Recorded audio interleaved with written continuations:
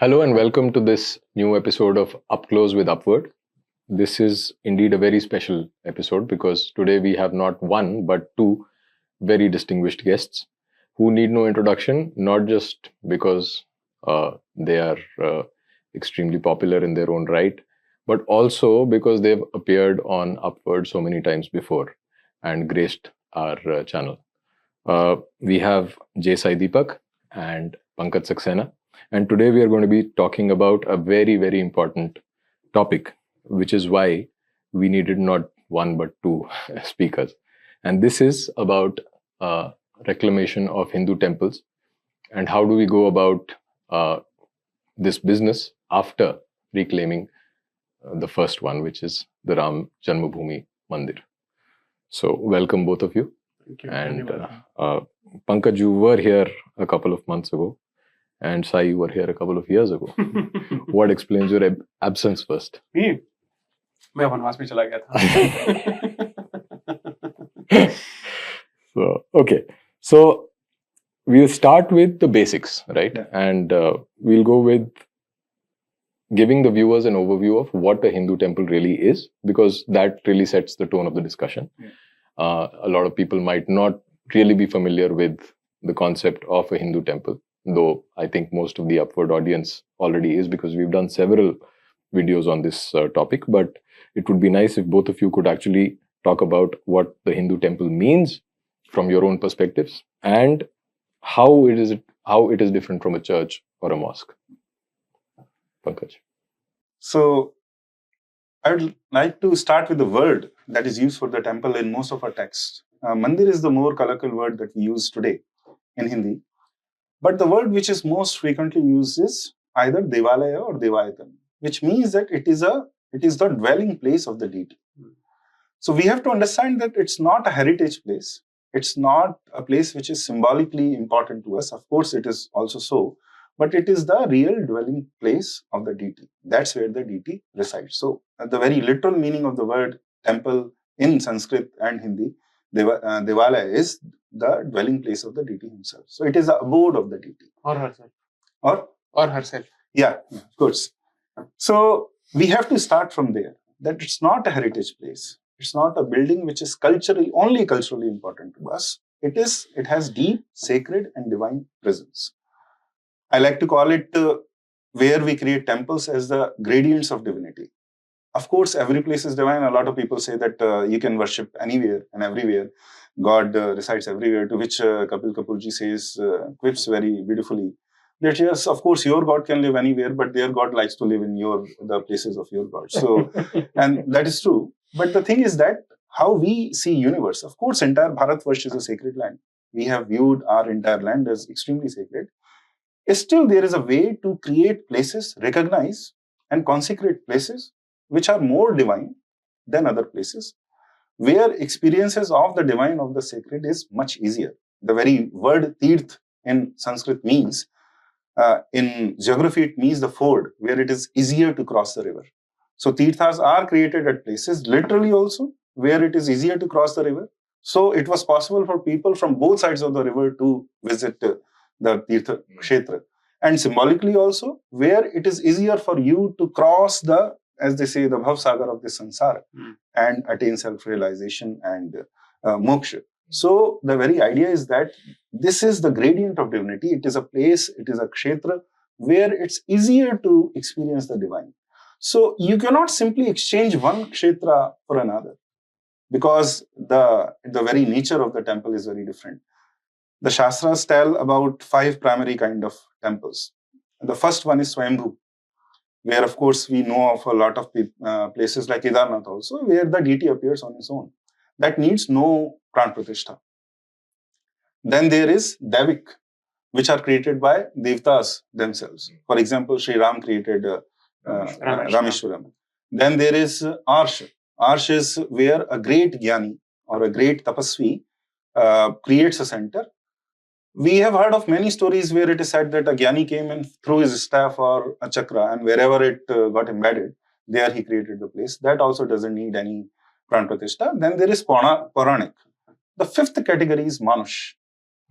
And Manush needs all kinds of rituals.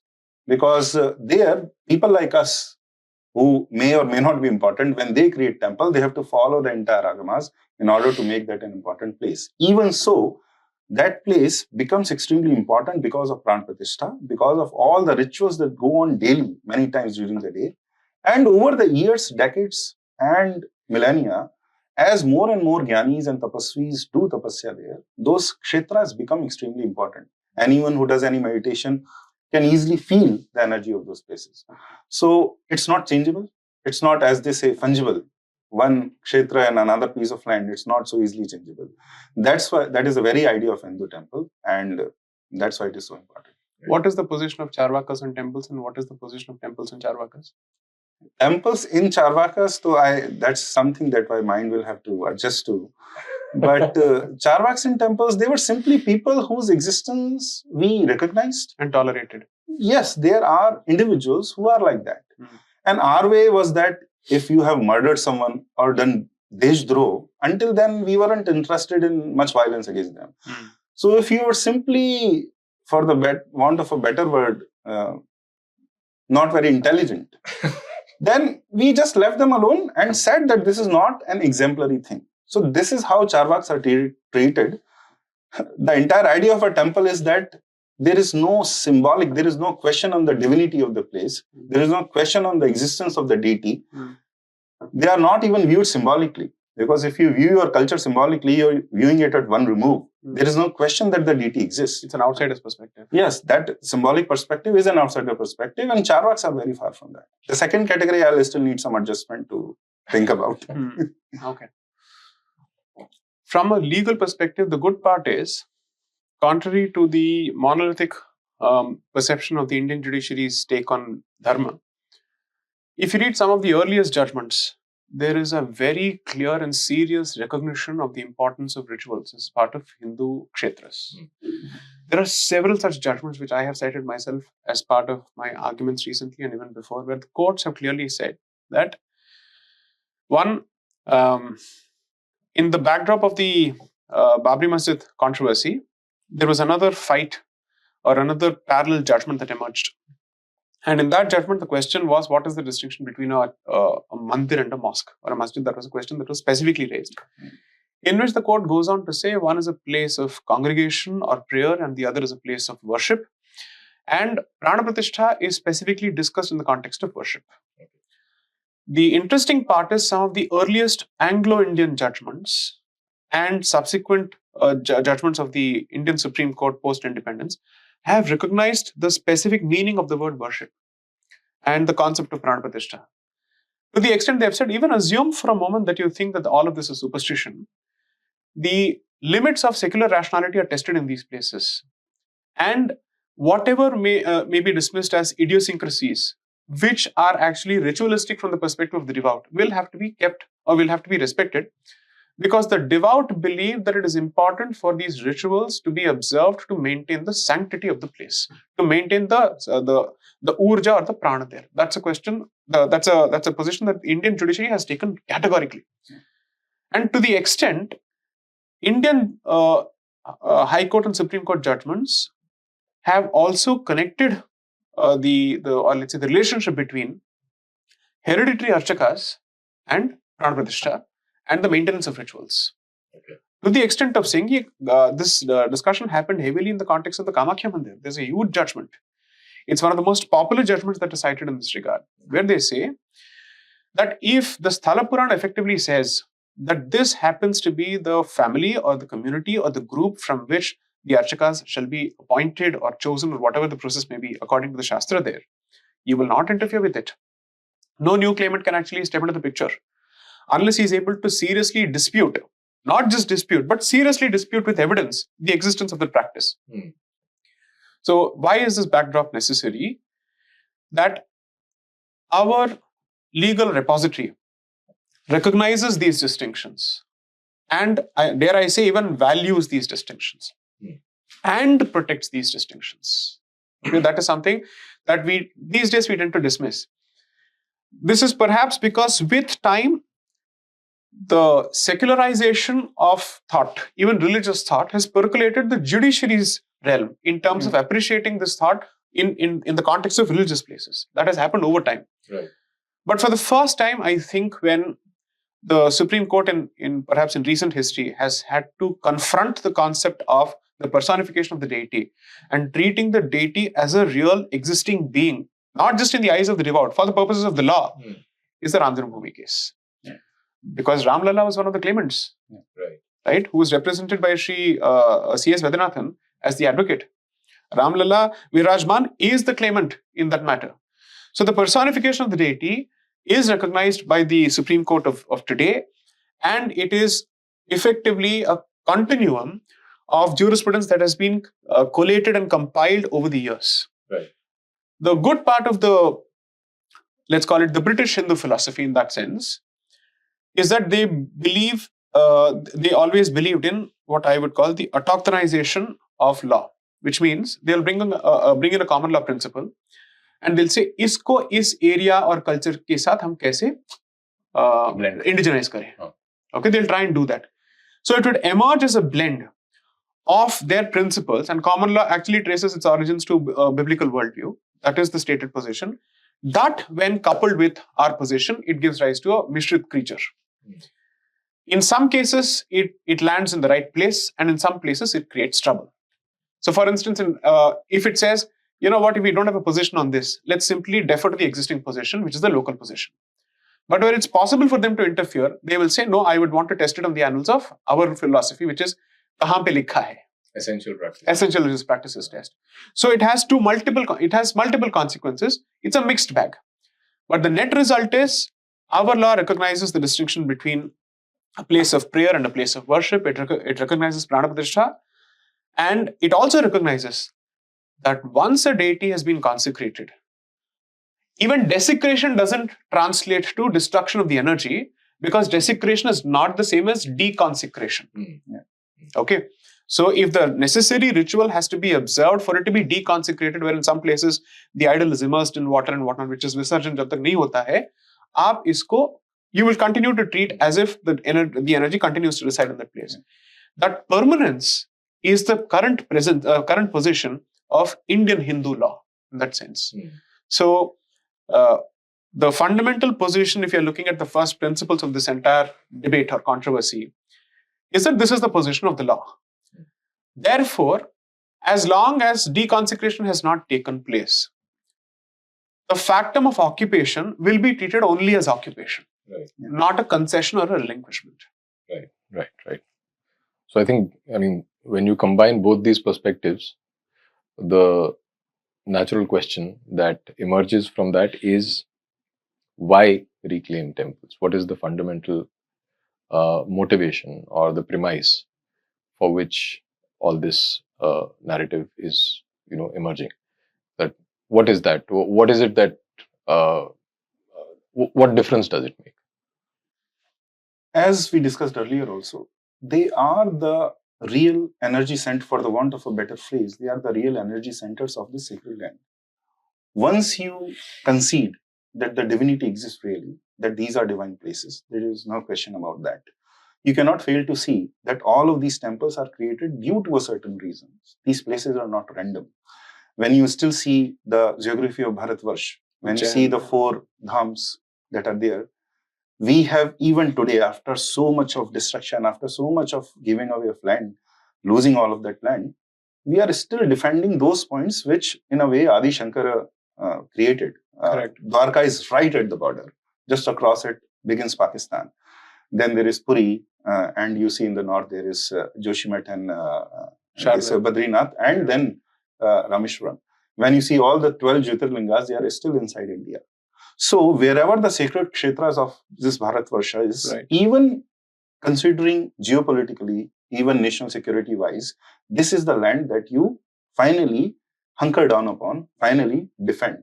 So that is extremely important from the sacred point of view, from national security point of view, from social point of view. There are other historical reasons also, which go into why they were destroyed. So I'd like to just quote Sitaramji, the reasons into why these temples were destroyed, which will make it even clearer that why we should reclaim that.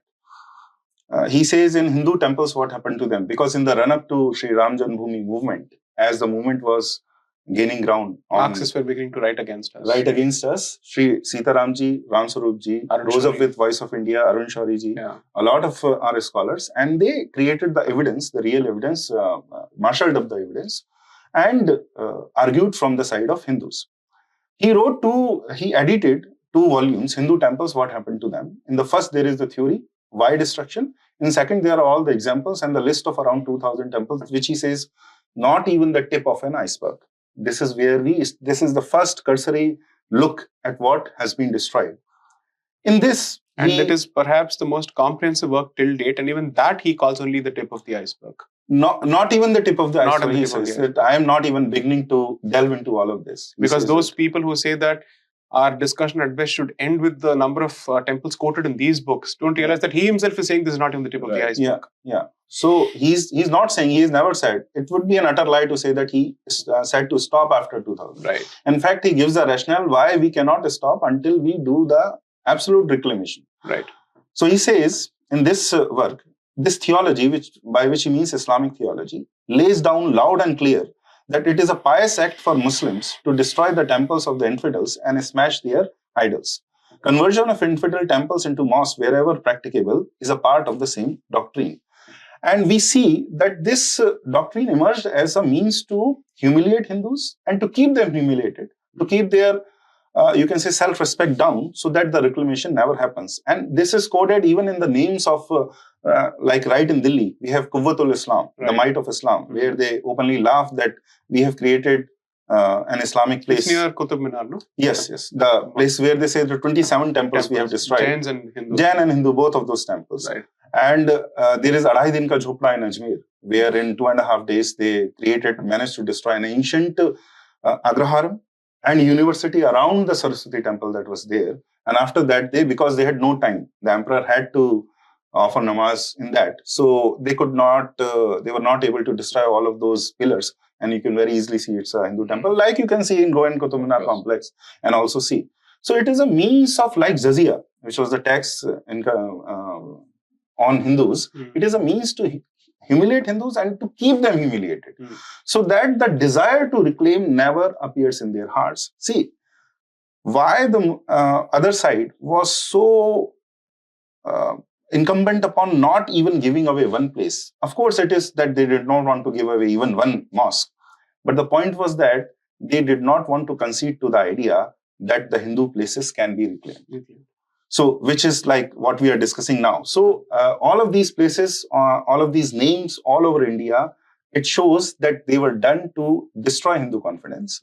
And just for the sake of that civilizational, cultural regaining of that confidence, it is necessary to reclaim all of those kshetras. I fail to see how can you regain your confidence by building just 3. And if you can gain without your confidence, without reconciliation, why even 3? Correct. You can have your courage even right now. There was not even Sri Ram Janmabhoomi needed in that matter, if that is not necessary. So either it is a reclamation or it is not. In this, it is a clear binary. There is no gray shade here.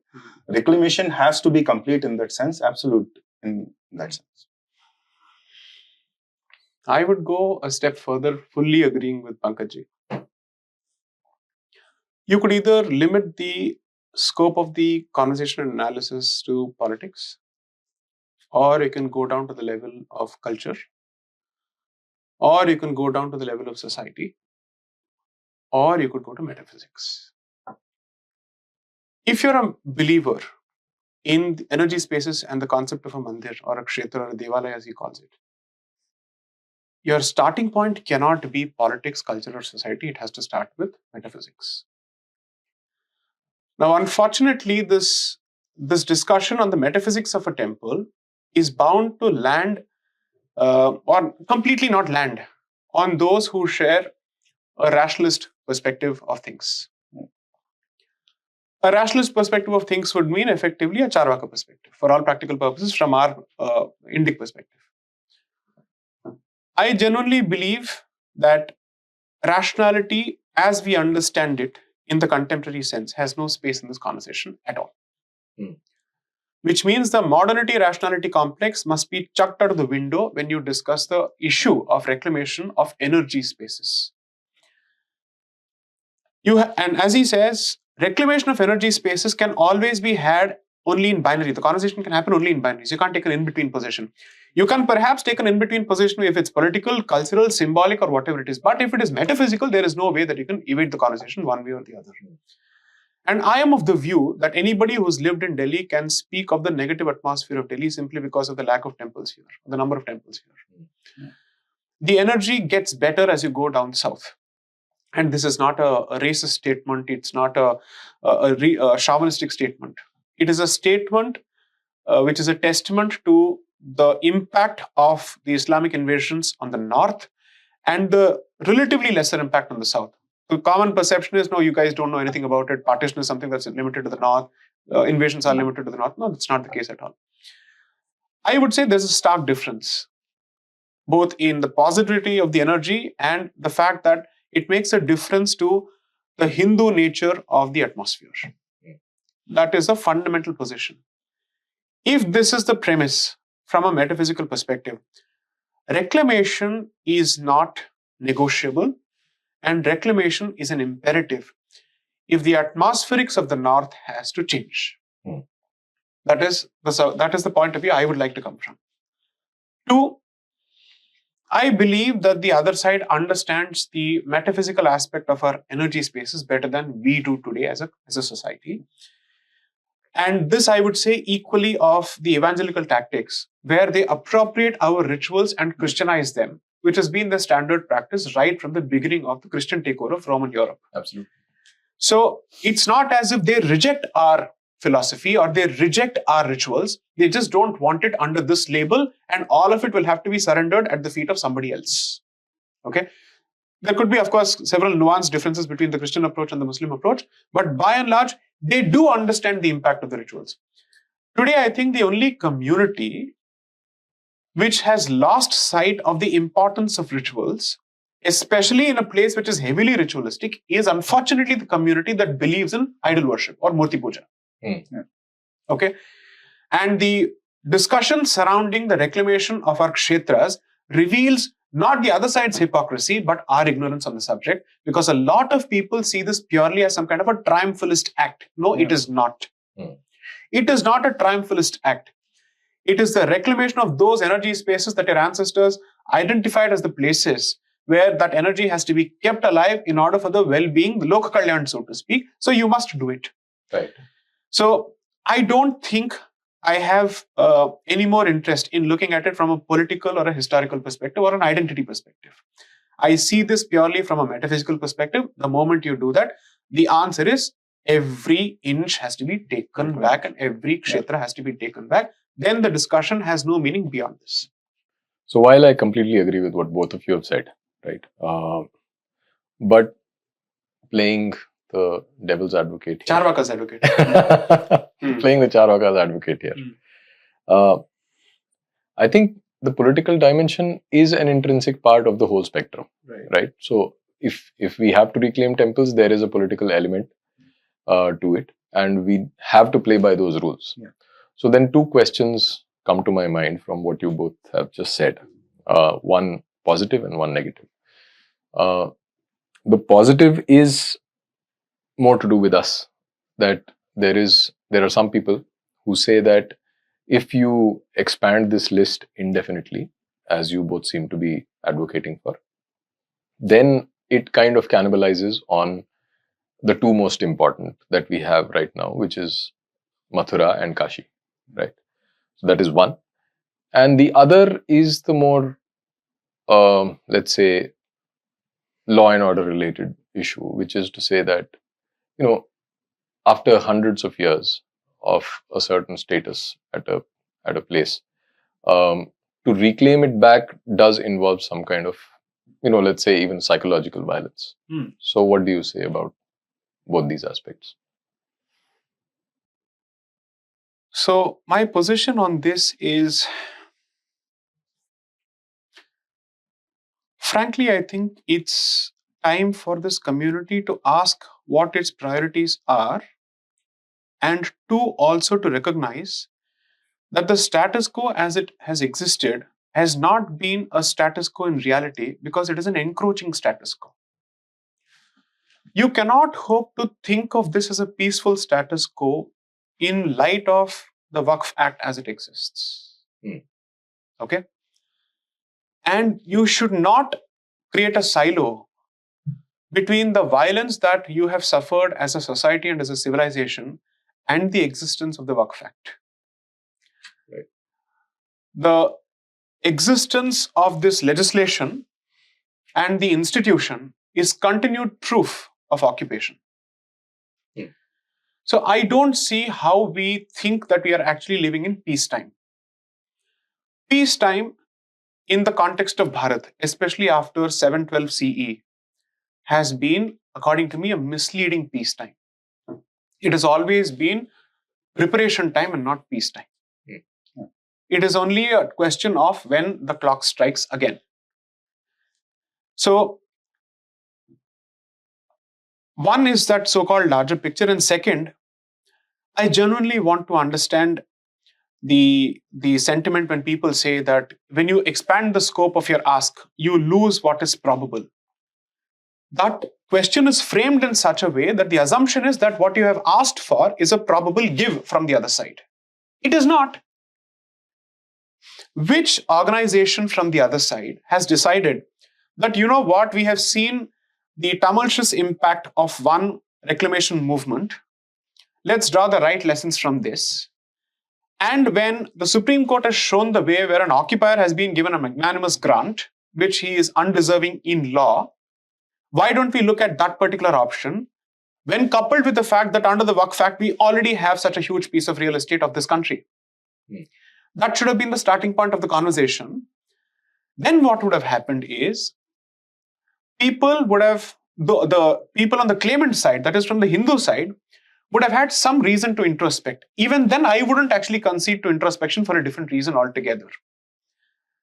When the Hindu community fundamentally believes in the concept of a Kula Devata, there is no concept of the holiest of shrines for us. If my Kula Devata is attacked and its Devalaya is occupied, even if Kashi is reclaimed and all 40,000 sites are reclaimed, I will not rest until my shrine is taken back. Absolutely. Very, very important. If a Grama Devata is occupied, will we be allowed to keep quiet? Should we be keeping quiet? The answer is a no. So where is this coming from? Let us look at the holistic picture here. Intransigence continues to animate the attitudes of the other side. Even at this stage, we are the ones looking at why do we need so much? Why do we need so many temples? Why do we need to ask for so much? This is not, according to me, magnanimity in action. It is the dhimitude that's been drilled into you for centuries that is showing itself up as magnanimity because you don't want or you don't have the stomach which your society had even 2 generations ago or a generation ago in the 90s and 80s. So the sad reality of the Hindu society is that the more it becomes materially prosperous, it loses the will to hold on or even, forget reclaiming, even hold on to its existing spaces. And that is where I constantly believe that the other side succeeds brilliantly, because no matter what let's say their graph may be in terms of material prosperity, their fundamental belief in what they believe are rituals and what they believe are non-negotiable let's say tradition, it continues. That continuity is what we have completely severed on our own apart from external influences. So I see this entire conversation not just as a conversation to reclaim our kshetras and our energy spaces, but also to test the true will and strength and stomach of this society, considering what I believe is coming our way. And if the conversation and the attitudes of the conversation are anything to go by, who needs enemies when we have friends such as ours? Okay. See, a very simple answer of the first question that he asked, that does the demand for 40,000 cannibalizes on the demand for Mathura and Kashi? You received that question to just 3. Would the demand for Mathura and Kashi cannibalize would have the demand Ayodhya. for Sri Ram Janmasthan? Correct. It didn't. And they started with the slogan, Ayodhya Jhanki hai, Kashi Mathura Baki hai. So that didn't happen. So it's very simple. This is just some arbitrary way which I do not see. Again, it is a binary. Once you start, the very logic of reclamation is that you are reclaiming your energy, kshetras. That doesn't stop at, like he said, even if a Gram Devta temple is not reclaimed, your job is not done. and you have to complete it. So it's very simple actually. I don't think there is a confusion. I think it's whoever is creating it is just, I just cannot understand. I'll just use this opportunity to make one more point. You see, at least those who continue to be rooted in the tradition will tell you one thing for a fact, that an annual visit to your Kuladevata is a must, because it affects the progeny, it affects the family, there are doshas and so on and so forth associated with it. So what happens is, with that kind of a connect that is established, which is actually real, I've seen it play out in so many families and whatnot, for some reason, this is not featured in our conversations on reclamation. So for how many people these occupied kshetras could actually be Kuldevatas? Yeah. You're actually taking away their most fundamental right under the constitution. So when we are actually given lectures on constitutional morality on a regular basis and the pontificate lecture never ceases, this is a fundamental right. What are the provisions? The rights of a cultural minority are protected under Article 29. And it is not just a religious minority, it speaks of any section of the society. Therefore, it is as broad as it gets. And that provision is at par with Article 26, which speaks of denominational rights, in trying to protect both the cultural segments of the Hindu population and the denominational segments of the Hindu population, both not necessarily being the same. Both these rights have been protected. For some reason, when we should be actually discussing these specifics, the Hindu community is busy talking about why not give away? Why not give away? What is this point of the strategy of negotiation where you start with the point of compromise at the outset? Compromise makes sense when the other side shows some intention to walk half the way. It hasn't yet. And I couldn't have given a better answer than Pankajji here, which is when you started raising all three at the beginning, right? You never spoke of Ayodhya in isolation. So I think if you see the common trait, whether it's Article 370 or temple reclamation, what is being dropped is a subtle threat. It's not fear-mongering, it's actually a subtle threat. That should you choose to expand your ask beyond this, then remember that we are capable of something else. That is the actual elephant in the room. That is the bull in this India shop, which we don't wish to address. The ever-present threat of street veto at the drop of a hat, where it is my way or highway, is something that characterizes all our conversations, especially in this context. And it typically comes from one particular mindset. Right. No, and I think that the trouble with especially the online Hindu discourse is that it thinks it knows everything. And it's basically, I mean, it's a market, not even a marketplace, it's a fish market of ideas. And if you can call them ideas. Yeah, and it's without skin in the game, people pontificate about things that they really should not be bothered about, because Taleb talks about the intransigent minority, and this intransigent minority is one which is directly affected by certain things, and therefore this is the most animated and it dictates opinion on certain things. If you're not religious, you have no business talking about religion, right? So their argument is the conversation of the people who believe in religion affects us, therefore we have a right to speak. I'd say you're right. You're perfectly right. You have a right to speak on the subject when ultimately it translates to formulation of laws where it is the imposition of a particular religious value on the non-believing population also. But in the context of reclamation of spaces, absolutely, there is no such conversation here. Yeah. We are reclaiming spaces which belong to the ones who are devout and who are faithful, so to speak. How does this affect you? If you say this will lead to a law and order problem, then the balance that you're basically saying is give up your ancestral rights in the interest of peace. But the peace that you speak of is both fragile and elusive. So I might as well stick to the rights which I think I'm entitled to. Because honestly speaking, what aspect of any discussion in this country, from a uniform civil code to any other discussion, has been free of the threat of violence? That is an ever-present threat in the context of the subcontinent's history. Yeah, we've seen what happened with CAA. Exactly. CAA, NRC. What has that got to do with religion? It was ultimately a question of protecting the demographic balance of this particular country. Even that was fraught with a lot of threats of violence, and violence which was actioned upon. So I don't think this is a viable argument anymore.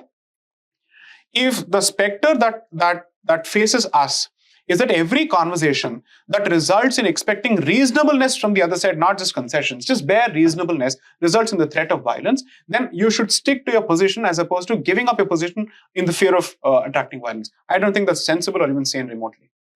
One psychological reason and why it is important to mention that is that behind saying that we should stop at 3, I think it comes from coffee table activism, where you're very comfortable in your luxurious life. And you don't want you to see disturb. this as a disturbance, which happened in your father's time, Right. but you don't want it again in life. Correct. And so you claim your Hindu identity, but along with that, you have a very cushioned, very luxurious life. Right. I don't think being Hindus, we can afford that. Right. Like a very good post which Ranveer Shore made, and that sentence is very, very significant. He said, I sacrificed righteousness at the altar of peace. And that is a great sin. And I think he said this in the context of Prana Pratishtha. Prana Pratishtha only. And he said that I ask for forgiveness from Sri Ram, that may he give me Sadbuddhi so that I do not That think was a like wonderful this. post, yeah. Yeah, and that sentence, you can never sacrifice righteousness at any altar, let alone peace or luxury or comfort or whatever reason you might drum up. No, you can't claim to celebrate the Ram Janmabhoomi movement as one of those casteless, all-caste movement. And on the other hand, say that no, we don't want these movements in the future simply because it affects my bubble at this point, the established setup that I continue to enjoy, the subhiksham that I enjoy in a different place in South Bombay or wherever it is. That argument, according to me, is the hijacking of Hindu interests by a certain elite mindset, elitist mindset rather. Right. So, to my lay understanding, I think the biggest obstacle to this aim is the Places of Worship Act. So I would like you guys to speak a little bit about that, as in how challenging from a legal perspective is the act. I think this question is more for you. How challenging as an obstacle is it to this project, and how do you go about reversing it? So you see, when my initial take on the legislation, which I changed pursuant to deeper reading, was that there are several solutions within that I think Sri Narasimha Rao knew what he was doing.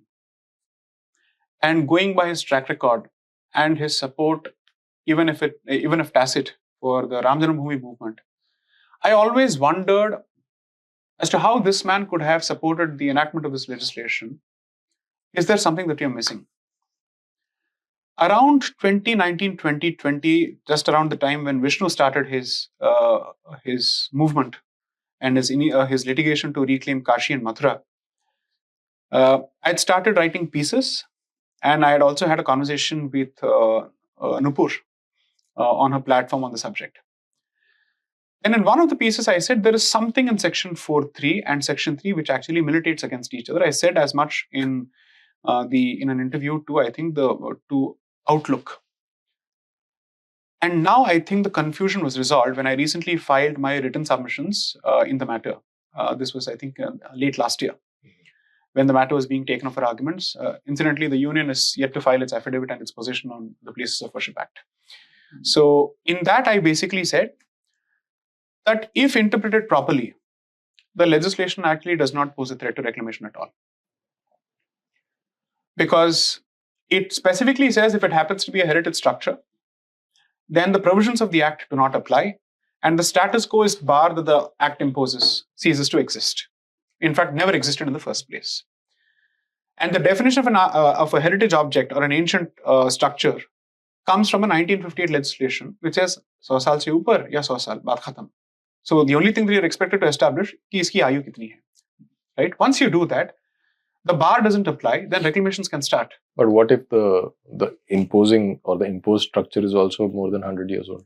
No, so it's like this. If you're able to show that the actual structure underneath is over 100 years old, right, going by the logic of what is happening in Kashi, the ढांचा जो ऊपर है वो भी 100 साल से पुराना ही है. But the question is, उसके नीचे का जो ढांचा है वो कितना पुराना है? Or the simple argument is this: पूरा ढांचा ही overall आप ले लीजिए, ऊपर नीचे या नीचे नीचे, it's more than 100 years old. The simple question is, the bar does not apply. Okay. Whichever way you see it. Okay.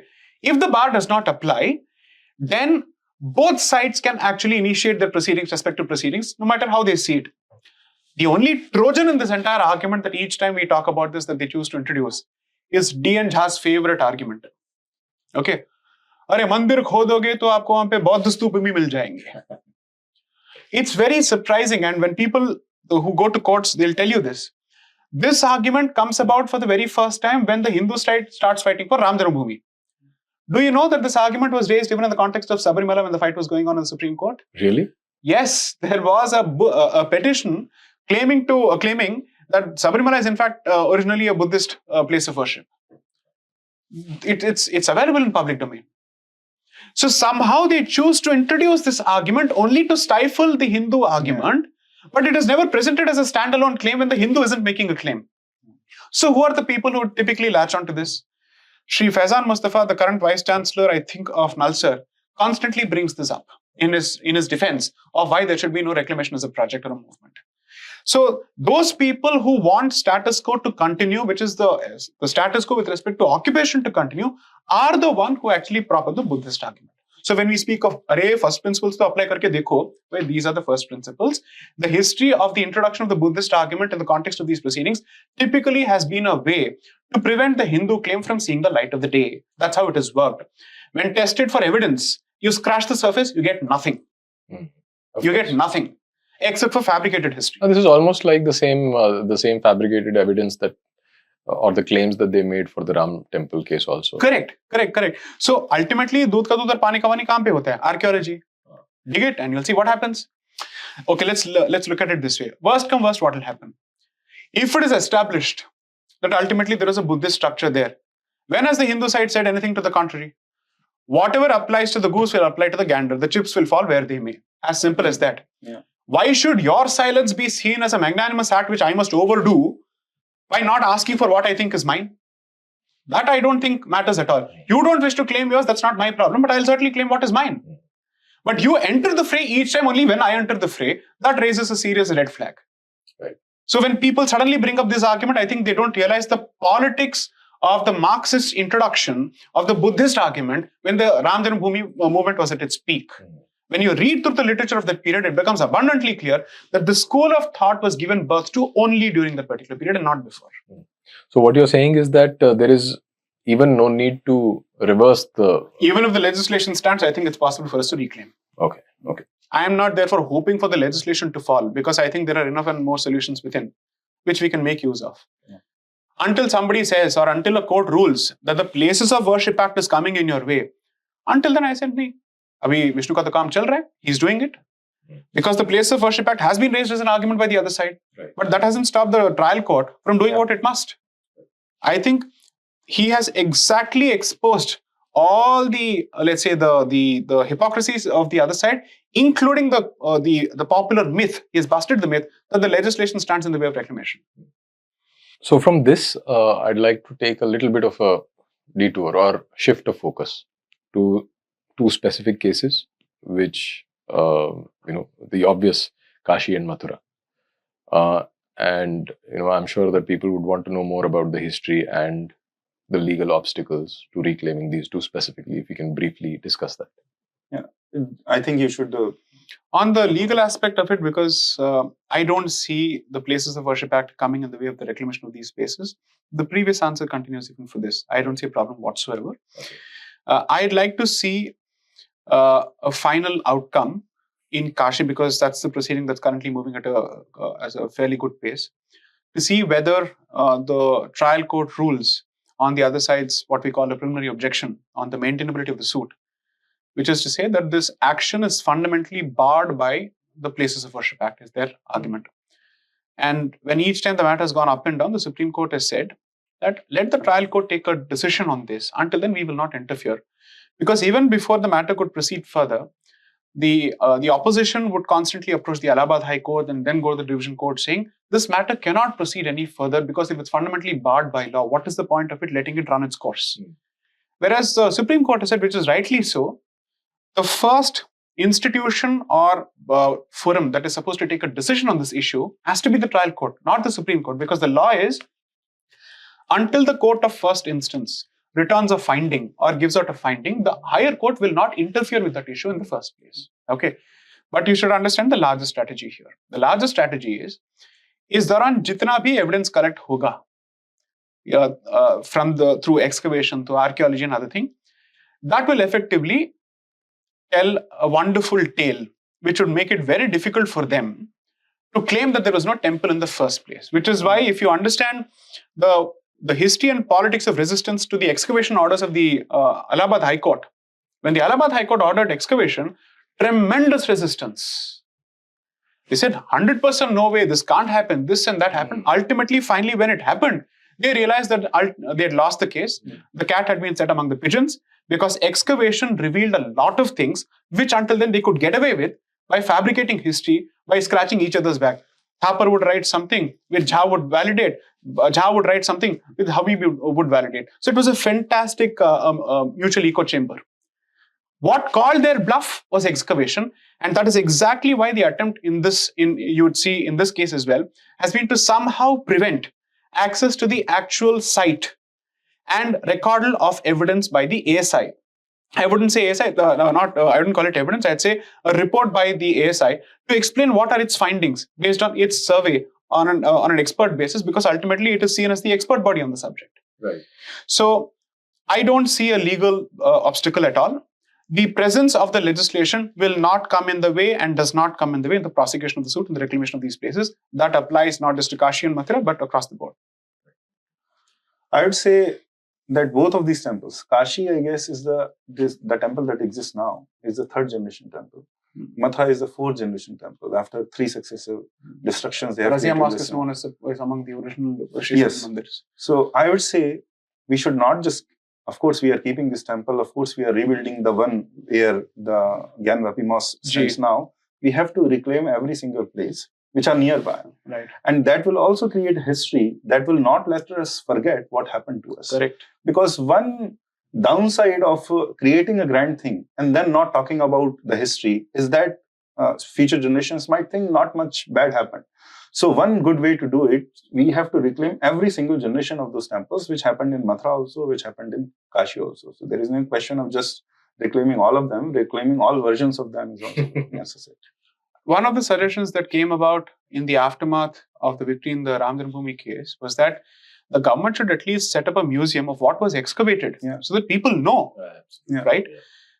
I would strongly recommend using this platform as a medium, that people read the Ram Janmabhoomi judgment, but in particular, they should read the addendum to the judgment. The judgment, if my memory serves me right, is 1045 pages. You should read the addendum, because all the smoking guns and the clinchers which establish the fact that a demolition happened around a particular period are captured more in the addendum than in the judgment itself. Usually, you would expect this material to be captured where? In the actual analysis in the judgment. But for some reason, it was pushed to the addendum. There it specifically says, Shri Guru Nanak comes in a particular year, mandir tha. 2 साल के बाद आते मंदिर नहीं है. बीच में क्या हुआ? जलजला तो नहीं आया. तो ये कैसे हुआ? All sorts of materials actually captured there. Once you read only the history of the Ram Janmabhoomi litigation as a case study, everything that's happening right now would seem as a repeat, a redo of sorts. Nothing is new. Even the tactics are not new. The only thing is, this generation doesn't know what happened then, therefore they're responding to it as if it's afresh. But those who've been cued into this know, nothing is new, it's all predictable. I think we have to, after this judgment, when the judgment came 2-3 years back, I wrote an article. If you go to Europe, in Germany and France, they have a habit of, the government funds those activities. Every great genocide that happened, every great destruction of a place that happened, they recreate the entire history every evening, like light and sound show. They do not just tell the simple history of it, they recreate the entire battle scenes. For that matter, that Nuremberg, that trial for justice in South Africa exists, where there is no real justice in the sense those people are long gone who did all the atrocities. But the record is kept for, there has to be a moral reclamation of the space that is there, that is being talked about. So we cannot, of course, there is no question of stopping there. We have to keep the memory alive by these Holocaust museums. I was just about to say that once you visit the Holocaust Museum in Israel, then you can never forget. That's it, you can never forget it. And not just museums, I think, even in popular culture, for example. We have to, And one of our one of our dreams at Upword is to make a movie on Gokul Jat one day. Because, the kind of sacrifice and the kind For of Mathura, story is it? for Mathura. Yeah. And this was just a, band of local villagers who stood up against the royal army of the Mughals. Yes. And actually gave them a fight. Yeah. And till the time Gokul Jat was alive, they couldn't do anything to the temple. I see. And if you watched Bṛhat, he had a very similar execution. Oh, really? Drawn and quartered. Yeah. And, I don't know why Indian filmmakers don't take up such Bajirao ka kya harsh kiya humne dekha, chhod do bhai, please don't. Let Indian filmmakers certainly not touch it. At least not from the north of India. So now coming to another aspect of this debate, which is not, the connection is not very apparent, but it is there nevertheless, which is you are reclaiming temples, but at the same time, the existing temples are not free. So what would reclamation even mean without autonomy of temples? No, it's not possible. Destroy Jati, destroy every institution, then we'll talk about it. What are you saying? You're Jativadi? I'm so sorry, I disagree with you. I think there's a fundamental mischief in your question. I completely disagree with you. I think you live in the Stone Ages. I'm sorry. One of the principled objections that I have to temple reclamation is, once you reclaim, your caste system will be back in the temple. What will you do then? I'm sorry. I have no interest in answering this question at all. Over to you. I think one way to do that would be mass scale conversions would once and for all remove all the fear of reverting to that sort of system which they are. No, but they'll also say that, do you understand the problem with asking people to do Ghar Vapsi? They don't know what will be their status once they come back to the Hindu fold. You see, Russians never had this problem when they decided to convert to the Hindu fold under ISKCON. Nobody had this problem. Yeah. All the people who are visiting ashrams in Bangalore, who've decided to actually come back to Hinduism in one way or the other, nobody had this problem. Some people will have a problem only because apparently Varna barrier is standing in the way. The Arya Samaji movement did not apparently give a response to this or an answer to this. All the Gayatri Parivar movements and other movements, which have significantly taken a different position from traditional orthodox position of Hindu Dharma, apparently don't provide a response to all of this. See, if your fundamental goal is to somehow attack the traditional orthodoxy in one way or the other, you will present it as a bogey for all sorts of issues and you'll invent problems where none exist. Okay? The fact of the matter is, whether traditional orthodoxy likes it or not, or wants it or not, there have been multiple movements that have come out of the Hindu fold or within the Hindu fold at least for over 150 years, at the very least for 150 years, where they have provided certain alternatives. And those alternatives have made it possible for people from different parts of the world to embrace Hinduism. Surely Julia Roberts did not ask this question, what will I be once I become a Hindu? Right? Richard Gere did not ask these questions. I think it's a bogey. According to me, temple reclamation as a whole, as an umbrella, represents reclamation of occupied sites and freedom from state control. I am not saying freedom from state supervision. There's a difference between state control and state supervision. People have to just read this one judgment, Subramanya Swamy versus Union of India, which was delivered in the context of the Chidambaram temple, the Sabhanayagar temple, where the court has struck this fantastic distinction, which is to say, the state can retain the right of audit. The state can retain the right of supervision. And the state can take over for a momentary period, for a brief period where it sees mismanagement. But its first job is to give it back to the community as and when possible, while retaining the power of supervision. So the inability of people to understand that state supervision and state control are two very different things is the central issue here. And if we specifically take the position that, dekho bhai, the state has every right to ensure that there is no caste-based discrimination in terms of entry and access, as long as the traditions of the temple and access to Garbhagriha are respected. That will prevail everywhere. Okay? And the state will have the right to undertake random audits to see koi ghabla ho raha hai, kya ho raha hai. all these rights are actually preserved. The petitions which relate to the challenge to the HRC legislations are out in public domain. Nobody will be able to point out a single challenge where it says the state shall not have the right to prevent discrimination. Those aspects have been completely untouched in the legislations. So it's not as if these legislations have been challenged lock, stock and barrel. The Orwellian provisions, where the state has exclusive and exceptional powers to inveigle itself into the institution at the expense of the community's autonomy, are the provisions which have been challenged. Because the traditional understanding for us, if you were to truly follow what the Constitution wants under 25(2)(b) is, the community shall control this, with the clear caveat that the formerly depressed classes who were denied entry to temples shall not be denied access anymore. Okay. At the same time, the religious denominational aspect of the temple shall be preserved. The hereditary rights of Archakas shall be preserved. Okay. And you will have a trust-based composition where the community chips in to manage the secular affairs of the temple without altering or changing the religious aspects of the temple. That is the simple funda here. कहाँ है solution? कहाँ है solution? Alternative legislation कहाँ है? भाई problem में ही solution है because there are other templates. You should just go through the 1920 template of the Hindu charitable legislation that the Britishers introduced. That was a much better template than the 1959 version that is still in operation under the TNHRC. So take a look at the predecessor versions. Take a look at how the Gurudwara Act has been functioning. Take a look at what you're willing to extend even to the Waqf for that matter.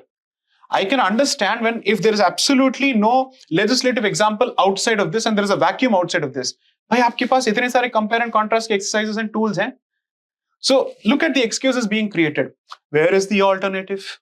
What will happen if the state gets out? The Varnashrama Dharma system effectively stands in the way of conversion. All bogies. Absolute bogies.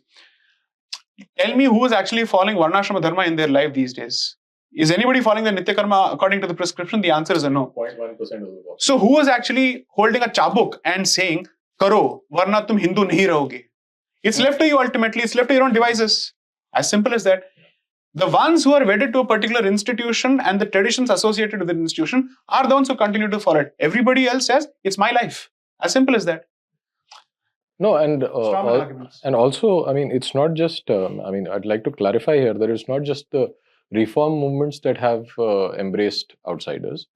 It is also very traditional sampradayas like Kashmir Shaivism, for example, where most of the writers today are outsiders, are whites in fact, and there was no restriction per se. You know, it is only in certain sects, and I've kept repeating this without any effect apparently, that it is only for certain sects and let's leave them alone. Sister Nivedita never asked this question. Yeah.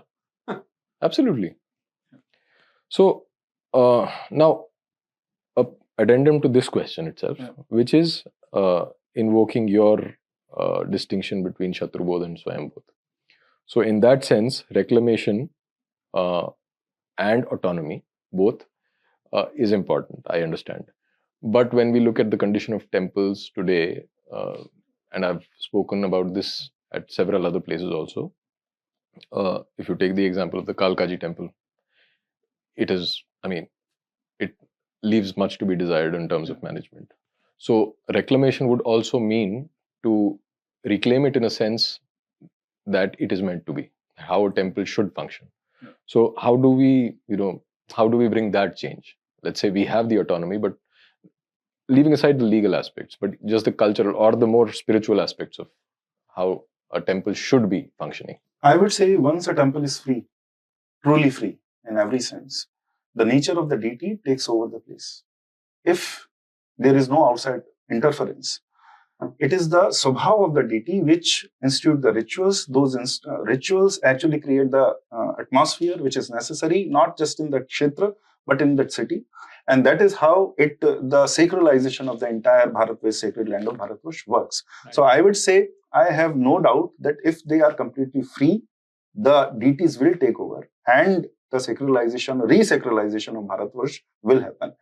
And the other side actually very well understands this. Right. For example, there are many such examples. I'll take one very visceral example from Maharashtra. The ancient capital of Yadavs, Devgiri, which is now called as Daulatabad. I don't think that name has been changed yet. Correct. So near that place, there is a dargah, an Islamic place called Pariyon Ka Talab. And that place is very famous for those women who cannot have children. They go there, go to that dargah, pray, offer chadar like it is, and then take a bath in that pond, and then they beget children. Now, the history of that place is I stumbled upon the place in a vlog or blog or what do you call it? A vlog. Huh? Video log. Yeah, video log. So in that, a girl showed, she went there and she said that, oh, what syncretic culture, I have come to a dargah and at the center of the dargah, there is a yoni. So then I said, of course, I knew what happened. Then I started searching about its history. There was actually a goddess temple, I think Yogmaya, or if I am right, temple at one time. Of course, during the Sultanate times, it was destroyed. Now that temple was very famous for the same reason. Whoever woman could not beget children, they would go there, pray, do the rituals, take a bath in that sacred pond, and then they would beget children. Now, these Islamists came, they destroyed the temple. And the benefits remain. And why? Because they pulled out the shivling, but no matter how much they tried, and there are records of that, they could not pull out the yoni. Those people who kept trying it, they kept dying. Around when 10 to 15 died, they stopped that process, that very attempt. And even now, that yoni is right at the center. So the power of the kshetra remains. And the other side knows. When they came to India, even though they do not agree to our civilizational cultural paradigm, but they know where the nodes of our power is.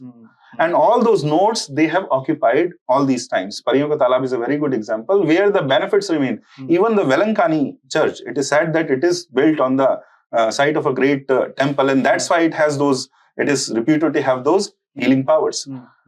So we have always kept our kshetras alive no matter what. For example, another example from the north of Vindhyas, I would say, in Chitrakoot.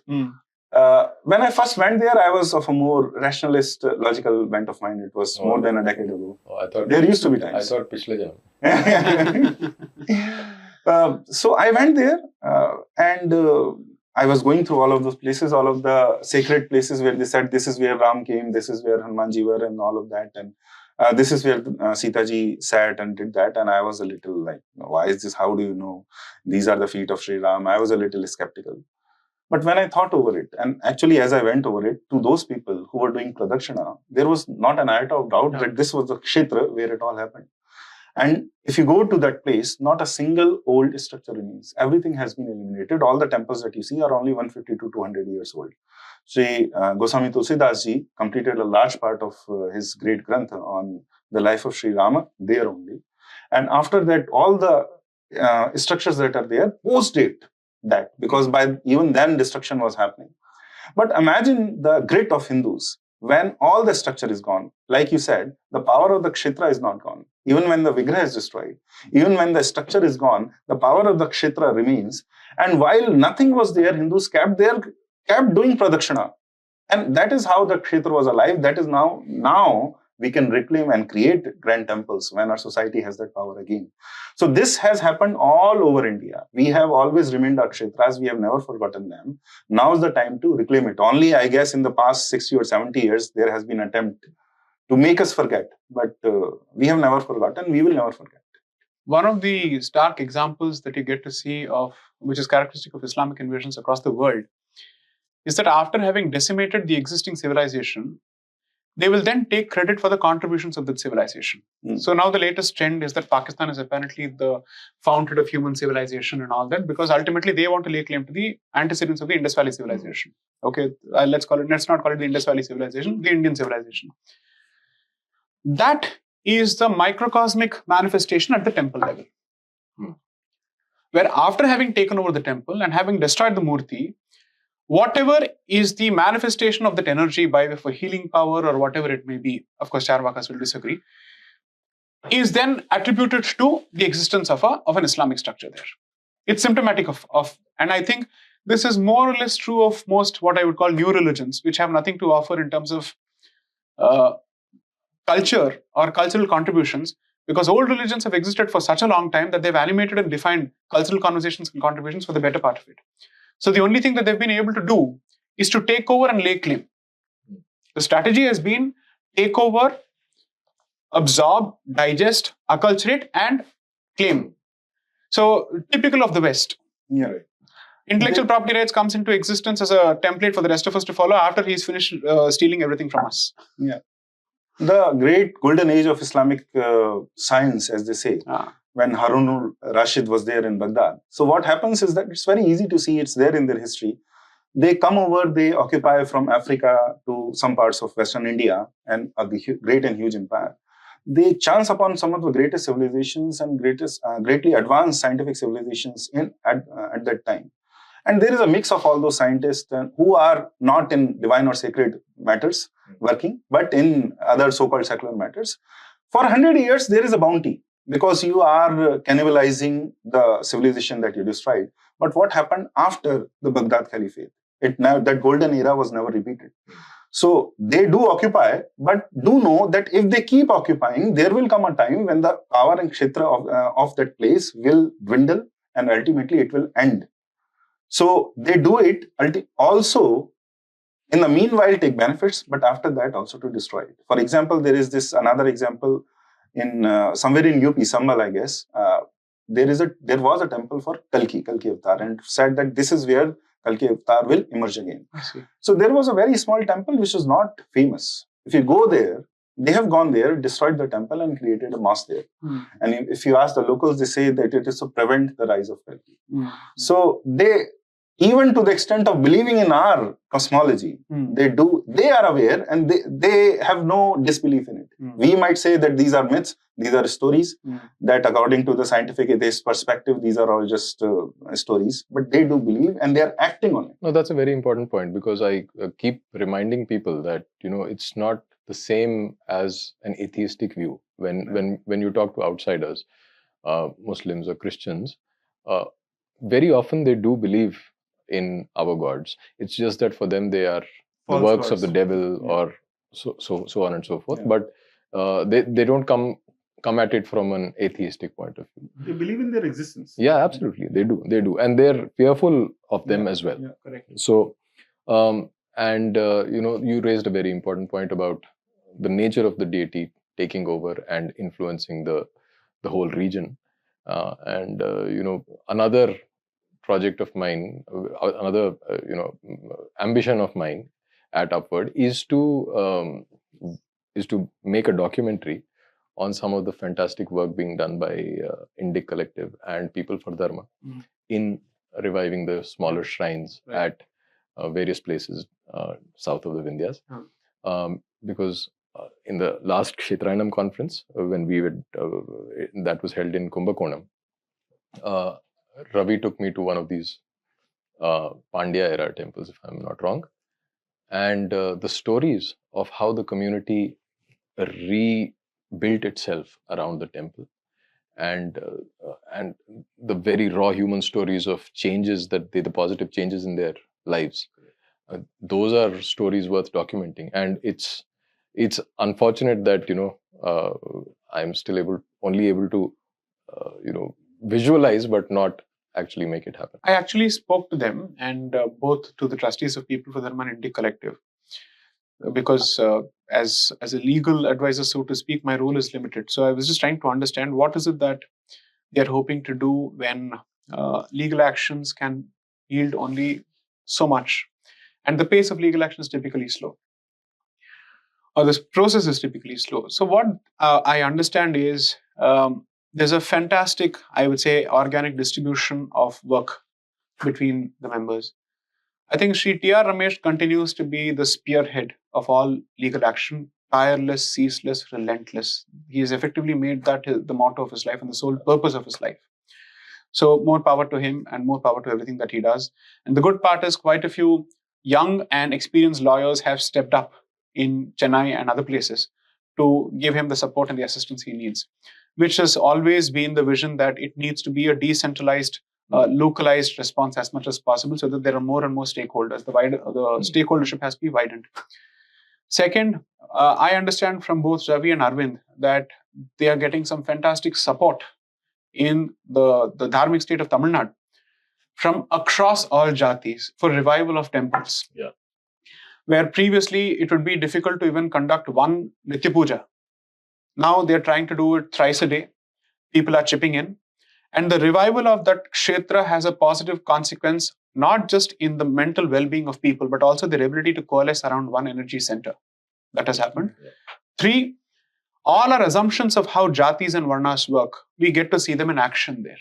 Okay, where people from the communities which are, let's say, landed communities or agriculture communities, or people who have been treated as, let's say, the ones who have typically operated from the perspective of the non-Ambalavasis.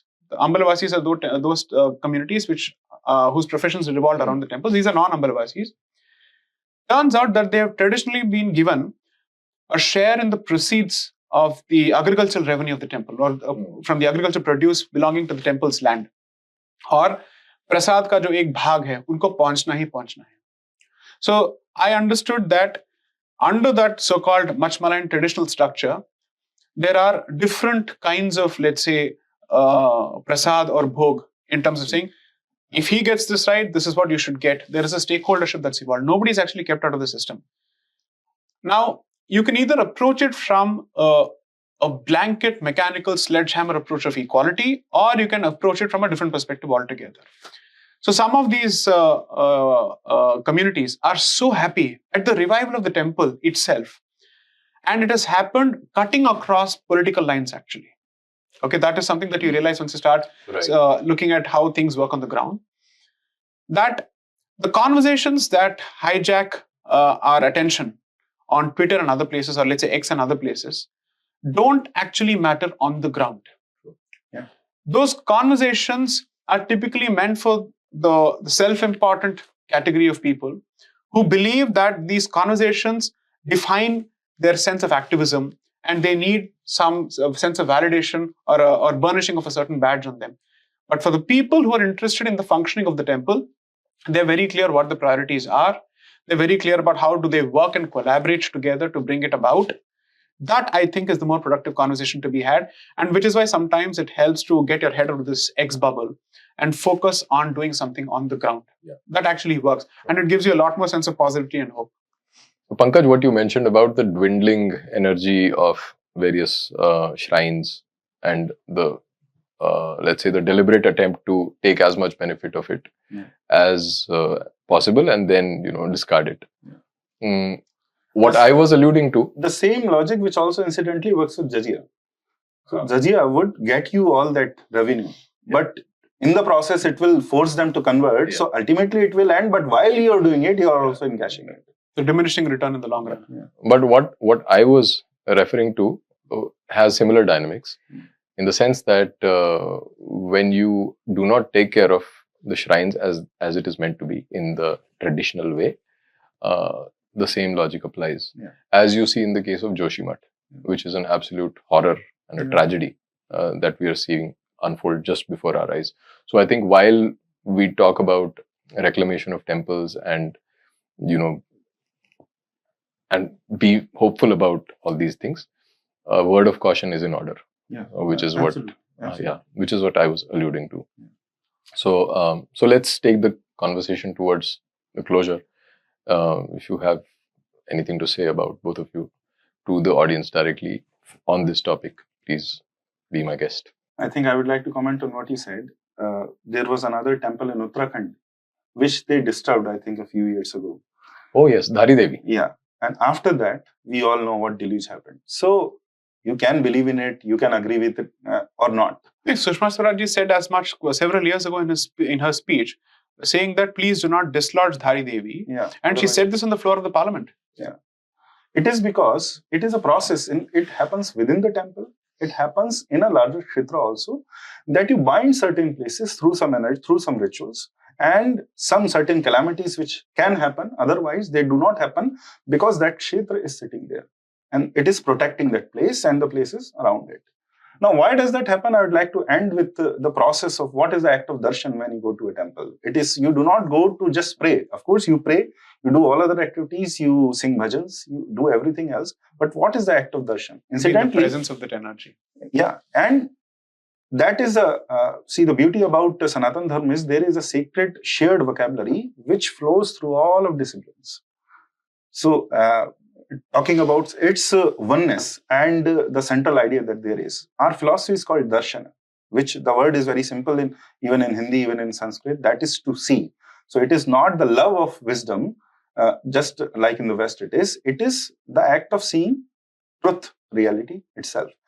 The same word is used when we go and have darshan of the deity, when we go and stand in front of the Garbhagriha. So what is the process which happens? It is a very technical process. Everyone knows the kalash that is there on the outside of the temple at the top. Inside that kalash is not solid, it is not empty. It is hollow, and inside there is a cot, and on that cot there are navagrahas. Those navagrahas are the seed of the Supreme Consciousness. There is another kalash in the temple which nobody can see, which is underground, right beneath the vigrah of Sri Ram, of any deity which is there. Sri Ram is in our minds all the time now, which is in the direct line of the kalash which is up there. That kalash which is underground contains the same cot with the same navagrahas, which is supposed to contain the seed of the individual deity and individual consciousness of the temple. When the act of darshan happens, when the archaka does the puja, it is supposed that the Supreme Consciousness descends and the consciousness of the deity of that place ascends from that kalash in the vigrahas where they meet. And the horizontal dimension is that when the bhakt is there, he partakes the divine undertaking, ascent and descent of consciousness. See, once you understand that part of our tradition, everything is ascent and descent of consciousness. The universe is created because in different sampradayas, either Ram or Brahma or Parashiv, that one Shakti, that one consciousness becomes many and creates all of the universe. And because the same consciousness can become many, descend, so there is a link. You can also ascend through that. Temple is built on that. And entire Hindu cosmology, all of our institutions are built on this concept. Because there is Atma in Brahma, and it is considered that Atma is the part of Brahma. Then in entire Hindu tradition, I don't think we credit it enough. There is this binary which can be seen all the time. There is Sanskrit and Prakrit. Sanskrit is supposed to be the central force, and then there is Prakrit, which naturally, all the languages naturally evolve on their own. So there is a Siddhant and there is Abhivakti. Instead of Siddhant being an abstract of Abhivakti, actually the Abhivakti is a manifestation of the Siddhanta. The manifestation is a form of when it comes down from the principle itself. That is seen in Sanskrit and Prakrit, that is seen in Sanskriti and Prakriti. So there is no way you can claim to defend Sanskriti and not Prakriti. Those two are one and the same things. Correct. In fact, Sanskriti is the force which through these arbitrary laws protect the laws of nature, which you can no longer protect because the natural order is broken. We have come out of the food chain, become the apex predator, and we have started controlling all of nature. So to reinstitute the laws of nature and to improve upon it is what is the true definition of culture as it would be. So there is Sanskriti and then there is Prakriti. And the entire debate is summed up in other places also. There is Loka and there is Shastra. In all over the world, the greatest violence is done in the name of this clash between the classical and the vernacular. So at one time, a centralizing force descends and tries to destroy all the diversity, all the small Kshatriya regional players and regional kingdoms. Another time, there is a nihilist and secessionist times when there are small kingdoms just fighting with each other. There is no centralizing, no uplifting force. Bharatvarsh is the only place where the centralizing force has never tried to destroy the regional, the Kshatriya, and where the Kshatriya also has not frittered away. So either even in a place like China, which is the closest, the only comparison of India because of the scale is with China. Even China had great totalitarian kings because they did not have this binary. So there is this, and it is summed up in Marg and Des. There is the highway and there is the country, and the both are complementary to each other. In temple, when this divine ascent and descent of consciousness happens, the kalash that is above is supposed to signify also moksha, the keystone, which supports the structure from above. Now, it's a beautiful thing which anybody who's interested in architecture would understand. There is a foundation which, of course, supports the structure. Dharma is that foundation, that kalash beneath, underneath. So it's very easy to understand that any good foundation supports a structure. But actually, it is also the keystone from above, which also supports the structure. That's how when the invaders came, they would just take out the keystone. That's how the Great Surya Temple in Konark also collapsed. If you take out the keystone, the entire structure collapses, because it is that keystone which supports the structure from above. So these are the boundaries of our culture. Temple is an exact representation of actually this culture. To call it symbolic, only cultural. Of course, there is culture in it. Of course, there are symbols in it. To call it even only civilization is not the entire truth. It is as it is. Actually, we have forgotten the true dimensions of reality. And through Archana, through Puja, through self-realization, on the path of self-realization, we do get to see those other dimensions of reality. That is the original. We are the ones who see a restricted form of that reality. Temple is a center and representation of that. To reclaim temple would mean to reclaim the very soul of Bharatvarsh and Sanatana. So in that sense, you actually see this, what we see at least in our so-called intellectual property space, it's the idea expression dichotomy, which is ultimately there are select ideas, which may be handful, but the expression of that is unique each time depending on who is actually touching on that particular idea and chooses to express it through his own prism. And of course, the correlation that he's looking at is the difference between the foundation and the goal, so to speak, ultimately. My only closing remark would be that the danger of seeing the temple reclamation project as a triumphalist, political, revisionist, or revivalist project is that it has no respect or even sight of Prakriti, as he points out. And it will only lead to treating each of these kshetras as infrastructural projects, which will have its own consequences, or perhaps the very same consequences occupation by the other. Because the other does not want this particular energy to survive, and therefore he chooses to destroy. You pay lip service to the very same energy in the name of, let's say, a political ideology, but you don't see a metaphysical spiritual value in it. Therefore, whatever is the ecosystem that is dependent on this, or that this particular kshetra keeps alive, has no value for it, because you have chosen to sever the relationship between the kshetra and Prakriti. In the process, according to me, the net result would be more or less the same. At least when the outsider does it, you will respond to it. When the insider does it, you have no response, because you don't know what to make of it. You're confused. Okay? So I genuinely believe that infrastructure or infrastructural approach to kshetras is welcome to the extent that it does not interfere with the sanctity of the kshetra, which includes the natural sanctity and the composition of that place. Whatever is done to ensure that the place is cleaner, that the place doesn't reinforce stereotypes that a temple is fundamentally dirty, other places of, let's say, religious congregation are better kept. I understand the optics of it. Go ahead, do it. I don't have an issue with that. But it is possible for you to preserve the sanctity of it and also address the other issues. Absolutely. There are several such examples possible. The unfortunate reality is that if you have to choose between the two, we today tend to choose only the infrastructural aspect of it, because that's what we choose to value.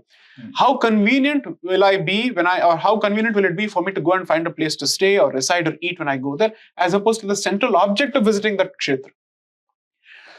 And this also means the sacrifice, or the tendency to sacrifice, which is one of the expectations of a tirtha, are losing their value. The ability to maintain a Bṛhat, or the ability to maintain a certain rigor in the process of visiting a certain place, is losing its value, because we now see this as part of religious tourism, which I think is an extremely dangerous concept.